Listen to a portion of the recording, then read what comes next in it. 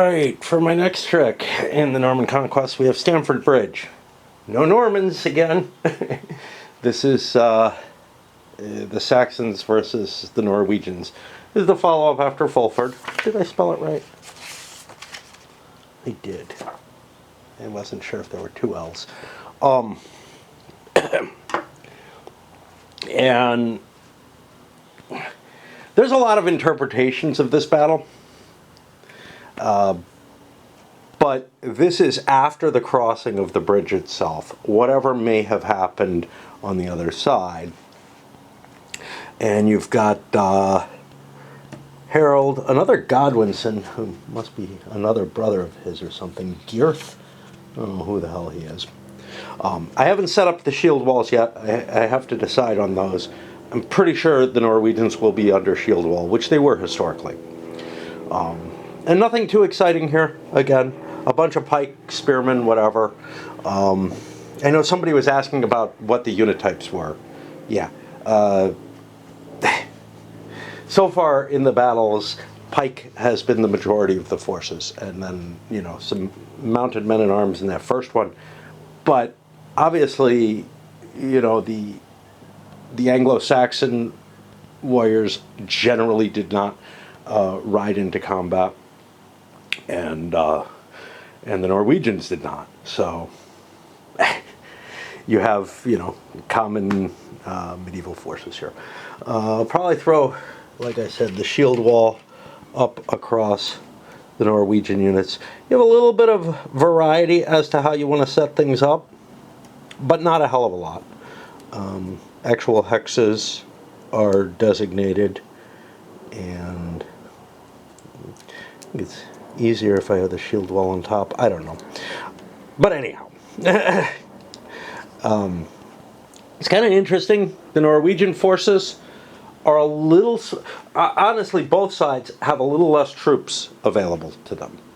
The Norwegians a fair amount less, and different units, some weaker pike units, etc.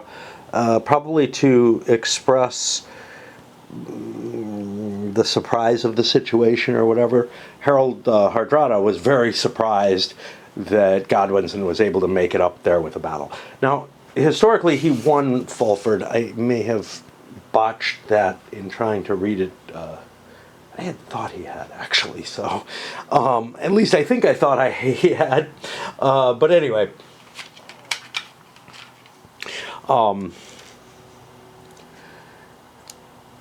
but it's sort of like it was a more mixed affair in the real battle, where one flank the Saxons were able to win and one they were not. We have a back row here of axemen who are kind of powerful on the attack, so they can be thrown in to provide a stronger reserve. We also have some axemen with Godwinson, obviously his Huscarls or whatever, and his spearmen are not as high a quality as the spearmen of his two subordinate lords, which I find kind of interesting. I don't know why. What do we have for special rules on this? We are going to have 2 seizure counters for the Norwegians. I think it's 4 for the Saxons. It's a big advantage to have the extra counters. It is one way of balancing the command aspects of the game, but you could get something that's pretty much useless, so who knows. And there is this Ore who Hardrada has sent back and to the ships, to where the ships were, and said, look, I need reinforcements here. And the way those are going to be handled is each time the Norwegians get a free activation, before the activation, unlike everything else where it's right after, like, this is the easy part, he rolls a die and he needs to get a 10. But he gets a +1 for each previous roll that he's made. So there's some incremental possibility of him showing up. This is important because I think this battle is pretty damn predetermined, if I look at the forces, as being a Saxon victory if he doesn't bother to show up. And this one will favor the Saxons. Now, it's a timed engagement against the Saxons, but man, with Ore there, it really is anyway. He doesn't want to fuck around too much. And I think the timed engagement is unlikely to have much impact on play.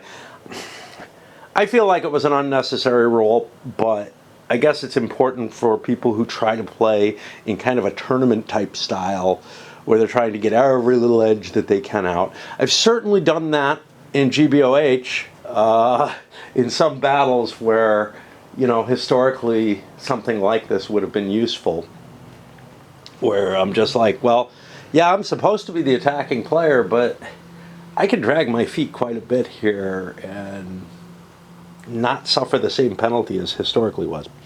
The Saxons are going to be first activation. There's shield wall for both sides. Someone pointed out that for Sivate, the Swabians, in a description he had, actually had a shield wall set up. So it's kind of weird that no shield walls were allowed in that. The terrain, the river can only be crossed at the bridge. The road has no effect. And then we hit this thing, game balance. So this is another interesting factor. So the first battle, Sibate, I ignored this accidentally. But it's listed as favors both sides. I don't know if that's actually the truth. It favors, I would say it favors the Norwegians in this case. I don't know if that is an optional rule. That was what the commenter mentioned. I don't see... it just appears to be discussing something. I don't know what it's discussing. I really don't, because flight levels say they're favored here. Game balance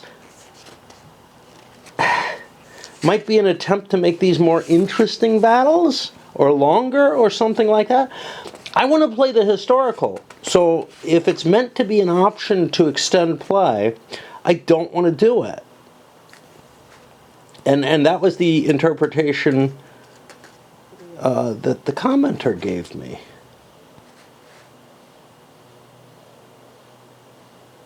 And I'm looking for them anywhere else, and they're not on anything else. Here we go. So here, game balance, it was historically lopsided. For players who like a more balance, we've added optional rules to the field. And these two are clearly optional to balance the game. But when we go back over to the ones we're facing, say in this one, it just... I don't know. I don't know. I don't know if it's meant to make the battles last a little longer. Because I definitely felt like Sivate was over like that, right? And I'm pretty sure that Fulford would have been over very quickly. It didn't make a damn difference. The Saxons really got their asses handed to them in that when I played it. And, clearly this, hey, it opens up and gives more time for Ore. But if it's not meant to be the historical situation, I don't want to play it. I want to play the historical. I don't care. And this does not favor both sides, by the way. It clearly favors the Norwegians because it makes the battle last longer, and therefore Ore has a chance to get in. I don't know. I'm going to play with it because it fucking annoys me. But our flight levels are 13 for the Norwegians and 15 for the Saxons. This is going to be really hard to remember, not having them tracking down on here, instead pushing them forward and then adding half a die. But it's what the rules are set to do. Trying to think what would make more sense. So this having to die, you could just boost the flight levels, right? That would have the same effect. By the way, that noise that's coming, it's a big vacuum truck. It's got a big wheel on the front of it, and it's just the weirdest looking thing. My wife used to see that as one of the most cartoony things that showed up here. But it was like, both here and in Phoenix, you would see the vehicles that would, some of the work vehicles that came along, and they all looked like something out of cartoons to her. Like this one has a big wheel on the front of it. There was one with a wheel on the back of it that's for some kind of measurement type thing. But the wheel is, it touches the road or something like that. Just all kind of weird things. And I'm kind of like, yeah, they are kind of. And cement mixers. Those she also saw as such. I guess they just don't have things that look like that in Europe, or not as often. I mean, the streets were different. There's definitely that. Anyway, where the hell am I? So I got the shield walls down. Yeah, I guess I'm about ready to start. I gotta shake up and pull a couple of these. I don't have a cup down here, but whatever. In terms of little toys, the Saxons have a couple of seizure opportunities. One that's very high, one that's not. A battle cry and into the breach. And again, I don't remember what the fuck these things do. Was there a list of them? I think there was. Battle cry, rally a retired unit. And into the breach is a single attacker plus 1 DRM, which can be very, very helpful, actually. On their side, and into the breach, the rally, might be more valuable for the Norwegians since they're going to be under attack. And a seizure negation, which could be really important as well. Although I probably am going to want to seize, I would want a seizure. I don't know. It's hard to tell which is going to be more useful. And yeah, I think the Norwegians or the Saxons are the attacking player. Yeah. So I got to make a decision on all that. I'm going to take a little break because whatever. It's like, I'm guessing it's about 10:45 in the morning at this point. I'm going to need to take a nap. It's clear to me that I have time to do one of these. Maybe I'll be wrong. But, they don't take all that long. Two major considerations as to whom I should move first. One is the possibility of continuations, which are different in this than they are in GBLH. In GBLH, a continuation is the same leader gets to go again. Here, I'm going to choose Geirth to activate first for two reasons. One, he's got a lower value than the king does.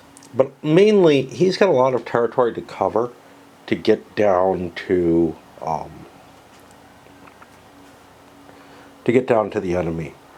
And I don't want to just plow forward with one force and leave them up to the front. Very quick movement. I have a chance at continuation. Here I am put in a hard choice. Like, if I want my entire force to engage, which I kind of do, I need to go with this guy first. But if I want to maintain a continuity of force, or if I want the best chances, if I want to go with a continuity of force, I want the king to move forward.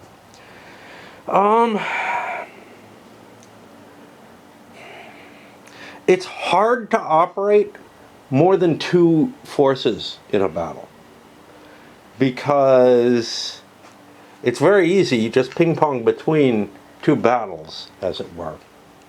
I hate using the word battles, which is what the game uses, but in order to kind of make a, so I can coordinate these two forces and move forward. Fuck. That's no good. None of it was burning. If it was burning, I'd have to stab in with a wet finger. Okay. It's easy to coordinate two forces. It's not easy to coordinate more than that in this system. And some of that is reasonable given the era we're talking about. But armies often did actually operate in three wings, and maybe weren't as restricted as this makes them. I don't know.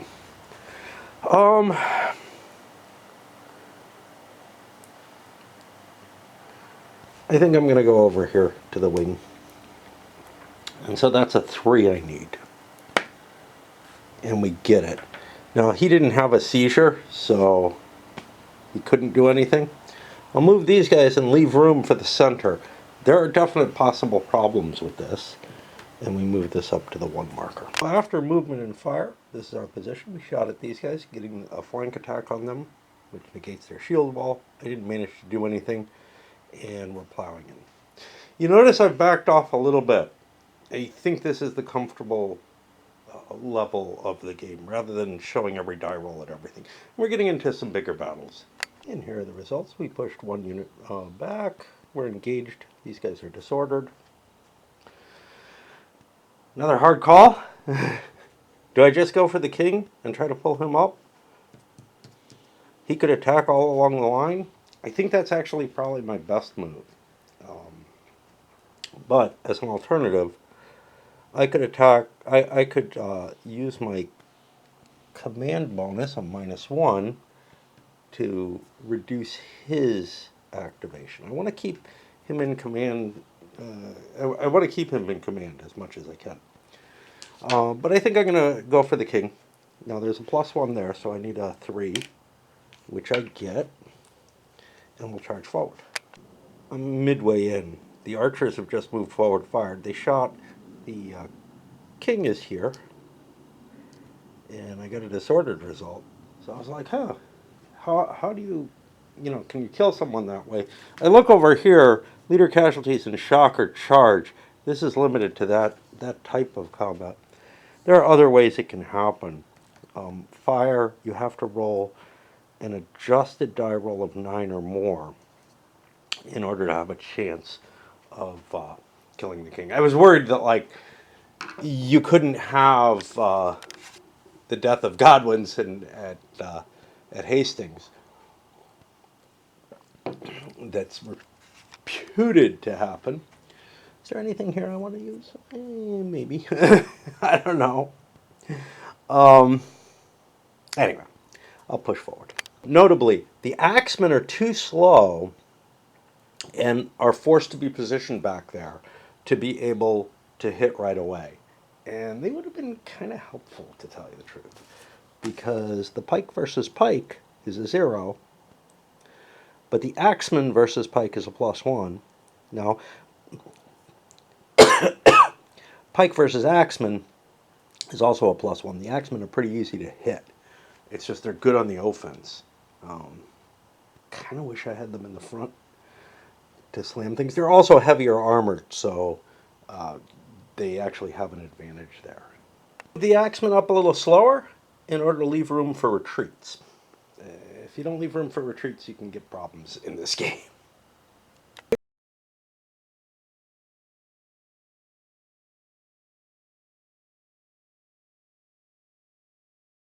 The flank of Harold's army did pretty well, or of his command. We pushed a bunch of units back here, and in addition, this guy was disordered. Over here, no real impact. And now I can go for yet another continuation. I'm going to shoot for him, and I think I'm allowed to apply the bonus even though I'm in battle. I'm not sure about that. I assume so. Yeah, I don't think you'd lose all command range because of that. Which means that he would be a 4 minus 2 is a 2. And I get another 1. And again, he can't do shit about this. He's got a seizure negation. He has no seizures. So here's my advance. I'm going to shock these archers from the flank here. And then these guys I'm going to be shocking from multiple directions, even though I have a disordered unit, which kind of penalizes us a little bit, but we get the strength advantage and all kind of cool stuff there. There's not a lot of places where we can get a grip on the enemy with this command, so yeah, but this looks like it's turning into a quick Saxon victory, to tell you the truth. Even though there's no points on the board yet. Enough success to destroy one of the pikemen over here on the edge, push the archers back, get a continuing attack against that pikeman, hit another one, retire him. And we have another opportunity.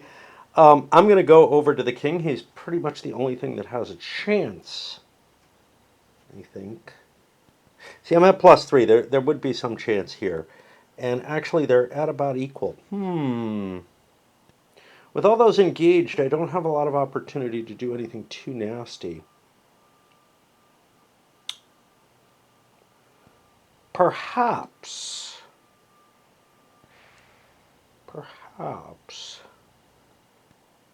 want to try to activate him. Let's see. He would be a 3, make it a 4. I'm at +3, which means a 1. That's the same as him. Yeah, let's activate him because my king has him under command, right? 1, 2, 3, 4. I don't think zones of control affect command. Maybe I'm wrong. If I am, I'll be doing the other leader, command range. There are no zones of control. And there doesn't appear to be any adjacency roll. Yeah, so one more chance to get yet another attack. And then I got a couple of seizure opportunities. So yeah, I can't prevent his free activation, but I can jump in right after with a 0 through 7. I do not get. That throws me to a free activation over here. I get to roll for Ore. He does not get a 10, so that increases. And take a little break while I, unfortunately, this pipe, you can see it blows a lot of ashes. It's mainly when I'm talking and I have the pipe in my mouth.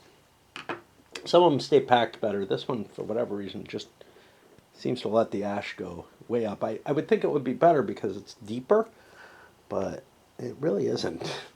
The breaks I take with this are much, much shorter. I mean, I go up, I listen to 5 minutes of a video, and I want to come back down. With Summer Storm, it's at least a whole video, probably other stuff. Now, obviously, Raid isn't really interfering with me right now, and I'm actually growing very disgusted by it. So, that may be an impact. All right, well, what do I do with these guys? I get an automatic activation. I am running low on troops. I'm actually considering activating a standard just to get this in play. What happens if my standard gets hit? It gets displaced, right? We haven't faced this before.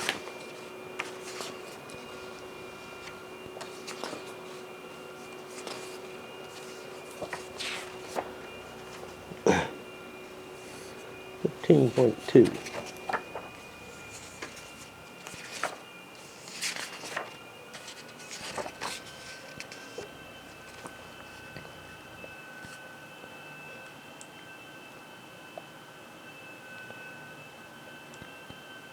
Yeah, they get displaced, and that might cause issues to other units.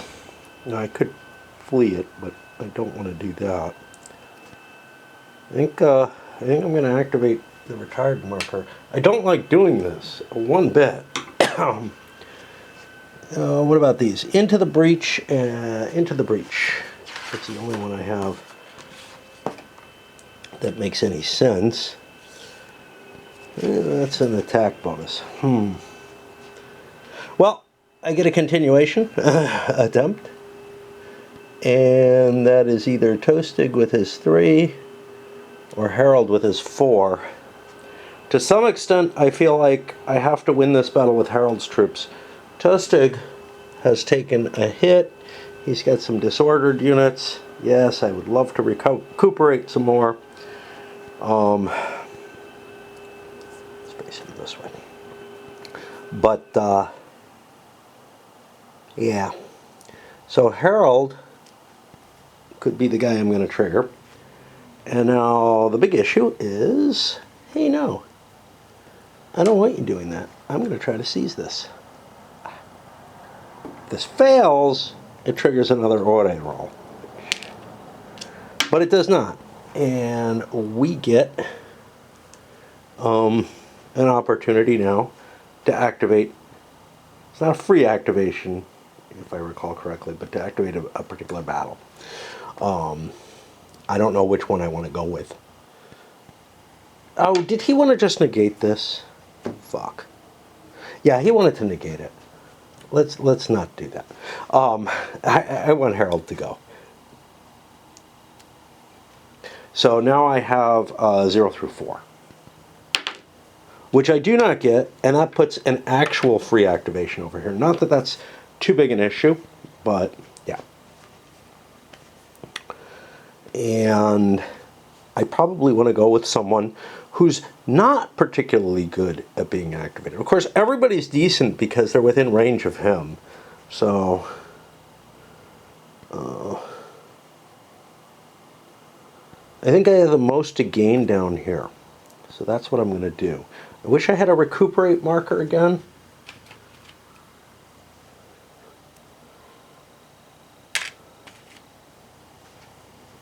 I could put like a no move, no fire. I don't know what they're for anyway. That may be what they're for. And figure out who else is going to do things.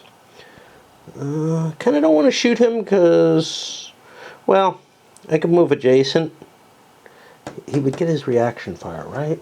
This is what's weird. It's like I think they get reaction fire coming out their flank. Well, and not, I'm sorry, they get return fire coming out their flank, but reaction fire is not.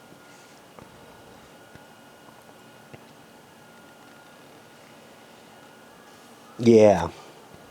So reaction fire I will not get, but I would get return fire. But that could clear the way for deeper attacks. So I think it's worth moving up here. And now, here I am doing everything, right? And I shouldn't be. Range is +1.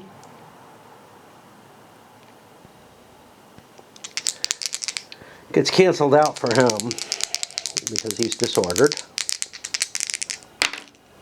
So we get a 7. We're going to eliminate ours. And he's at 5. He's going to disorder this. But that's another 2 points. Oop, a point was regained here for the recovery. That's another 2 points here. We didn't have to roll. This is at 12. I was at 3. The most I could get was an 8 using that halving roll. And now I'll move the rest of the units to get what kind of attacks I can. I'll displace the banner and whatnot. And manage to move through the banner, and that's kind of advantageous because if I give them a displace, I'm giving them a free move, which I don't particularly want to do. And we got attacks coming, not here, but here, here, here. All kind of good ones. Continued attack, which doesn't do shit. But we plowed through more units, and we killed Toastig, who is going to show up on his next activation. I'll put him over here because I don't really want to put him on the banner. That's not kind of a safe place for him right now, and I might get confused. That was the initial, and now I get to go for a continuation, then I'll switch batteries. I think I want to go with the flanking force over here. That has a base of 4 because of the leader being played in. I do not get it. That gives a free activation over here. I'm not allowed to seize it. And it's a free activation. I get to roll for my reinforcements, which I don't get, but now they're up to +2. I think it's very likely the battle will be over before that. Right now we're at +8, which means a roll of 4 more points would do it, which means a roll of 8 or 9 is going to convert it over. That doesn't happen yet, though. I could conceivably lose more units. take that activation on Hardrada. In order, this is the last of his line. This becomes Toastig here. Oh, I get Toastig back, or his replacement back. I don't know where to put him. I don't like any of this. He's no good on defense, but that's a damaged unit. Let's put him here. I have to remove the shield walls in order to disengage or to attack. So I'm actually going to do it on all of their units because standing in shield wall on defense doesn't work if you start getting casualties. And then I have to kind of puzzle out what my movements are going to be. I got these axe units in reserve that can come in and slam and give some help. I've got a couple of healthy things. I've got this archer that might try to pick someone off or soften them up, right? Like, both work. But both are valuable. So I've got kind of a puzzle on my hands as to what to do. I know I want to withdraw with these guys. I might want to send Harold off on one of the attacks to get his +1 charisma bonus. It's kind of a waste not to throw the king into the attack. There's a few scattered attacks. I could put shock markers to make it clear, but I feel like I can remember this part of the game pretty easily. Boom, boom, boom, boom. We fired at this, drove him back a little bit. Fell back with these guys. Doing the best I can. I'm going to drop him back anyway. He would raise this from a +2 to a +4, but then it's a -2 for attacking with a disordered unit. That seems like a bad idea. I'd rather have the ground there. And so instead I am at +2 for the flank attack only, which works pretty well.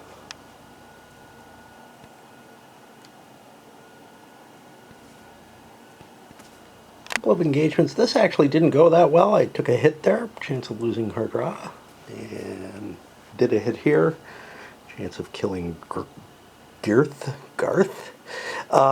Here we were successful at least. Get rid of this fired marker. That's not doing me any good. Actually, probably want to be facing this way, just because.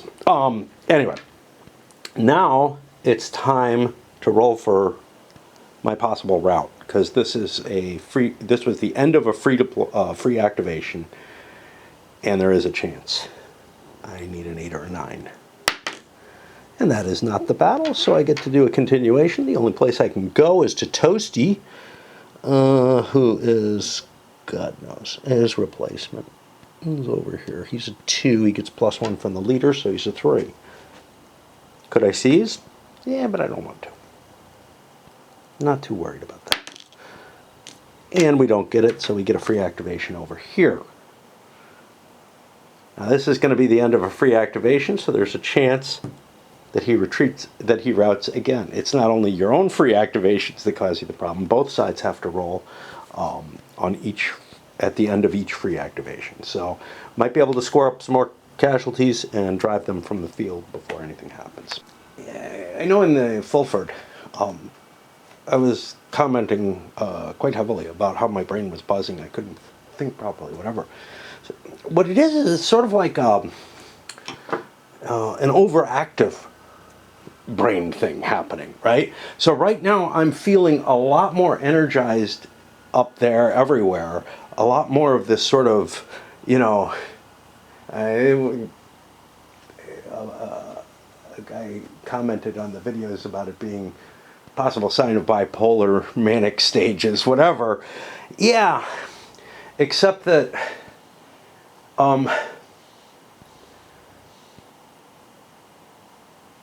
it's not a bad state when it's close to that.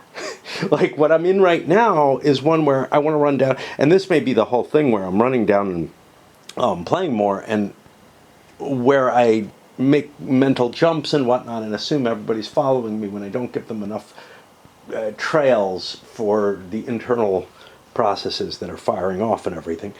Yeah, I just haven't been that way, where it was so bad that like I could barely function for a long, long time. And right now I'm in kind of a sweet spot where I'm willing to play and I keep running down and I want to do and I want to think and I want to talk and all that stuff. It's just really, really weird that like I got hit with one that this was a pretty common occurrence to me back in my teens and early 20s. And now, for the last, I don't know, at least 20, 30 years, it hasn't been happening much, if at all. And it just felt so alien, like something I remembered, but not something that I had to face anymore. And I figured, my constant smoking somehow is an impact on why it doesn't hit me like that. Anyway, what am I on? I'm on my free activation. I don't know who to do. The guy who's the most free might be the best choice, which is this one over here. But am I in range? I am in range to activate him with the bonus. I'm in range to activate him with the bonus as well, which means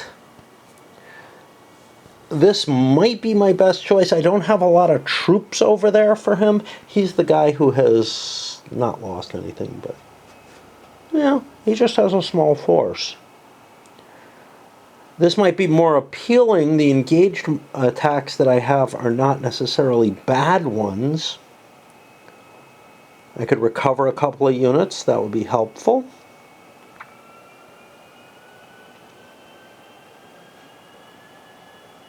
I don't know. They both seem positive to me.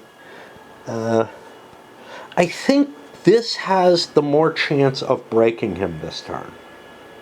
And that seems like an appealing thing to do. So I'll go with him. We're going to go with, since we don't have attacks on these guys, you can just flip them back over. They rested. And then we'll have 3 attacks through here. I could have a shock marker here again. If I start feeling the need for it, I'll use it. I keep forgetting I have Battle Cry and Into the Breach. I don't remember which one fucking does what. Battle Cry is a rally, which doesn't sound right, but whatever. So that's useless. Into the Breach could give me a +1. Keep forgetting to use it for either of them. I feel like my odds are okay everywhere. This might be worth playing an Into the Breach for. So I'll drop that there. Those attacks were concluded. Continuing attack that does nothing. I still haven't displaced that stupid banner.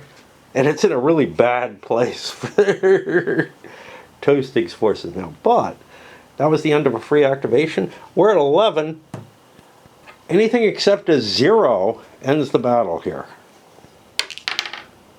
So, okay. So that's it for Stamford Bridge. Again, it feels like there's a huge advantage to being the aggressor in this system. I don't know if that's always the case. We'll see when we get to things like Hastings, if that feels like it plays out right. But it feels like the system is favoring attack too much. Now, I remember earlier Men of Iron games not doing so. And I'm not sure what it is that's causing it. It may just be the way the weapons matrix works in this one, that the attack is just favored. That doesn't fit the sort of shield wall concept that I view of this era of fighting. The idea of the shield wall is just not providing the amount of defensive bonus that I would expect it to do. I don't know what I expect, but honestly, maybe earlier combat, I don't know if the combat tables have changed, but something is feeling like the attacker is just like so advantaged here in a way that I did not feel like they were in earlier Men of Iron games. Kind of weird. Now, I mean, at heart, it's sort of a beer and pretzels, or it's definitely a beer and pretzels type system, Yes, there's a lot of lookup. That's what's gone wrong with it, right? the rules have gotten so wordy and whatnot that they no longer feel like beer and pretzels. The system itself has always been beer and pretzels. So I don't expect too much from it always. But it also seems to have degraded in terms of like becoming just a, hey, you the guy who's attacking, you win. You know, if you are able to get your activations in and smack the other guy, you just win. Some of it is that the shield wall, and again, that wasn't in existence. I don't know. It may have been. It was in existence for some, like the Shiltron and whatnot were there. The shield wall capability is just not as powerful defensively as I feel like it should be. And add to that, though, there's no terrain that's been an advantage. So again, we'll see with Hastings. But right now, I'm really feeling like being on the defensive is just horrible. Now compare this to like Hastings 1066 or the Invasion 1066 games, which I feel weren't as well. They didn't detail and handle the shield wall as well. Hastings 1066 did a pretty good job of it, honestly. But this just feels like it's just horrible. You know, now it's not a huge penalty. The other guy gets to hit you first, no matter what. You might as well be in shield wall and defend against that. It's just that you have to drop the shield wall in order to continue fighting, in order to get your swings in, and you're just so likely to get disordered and whatnot. I don't know. Anyway, that's Stamford Bridge, and that's it until probably at least Sunday. And on Sunday, I might be up there playing Summer Storm again. Hey, if I still am in this kind of spirit, whatever, I might be able to play that better. Because I remember I might be able to cope with it better. Because, you know, honestly, as I've aged, that mellowness, I've also become kind of less energized about playing the bigger games and whatnot in a lot of ways. Not that much. I mean, I was in my 30s when I started, right? Was I? Maybe not. Mid-20s, whatever. Late 20s. When I really got hooked into some huge stuff like Le Grand Guerre and Europa Universalis. Well, Le Grand Guerre was later. That didn't come out until around 2000 or so. But Universalis came out in the early 90s. I got a hold of it in the mid to late 90s. So, yeah. I don't know. We shall see.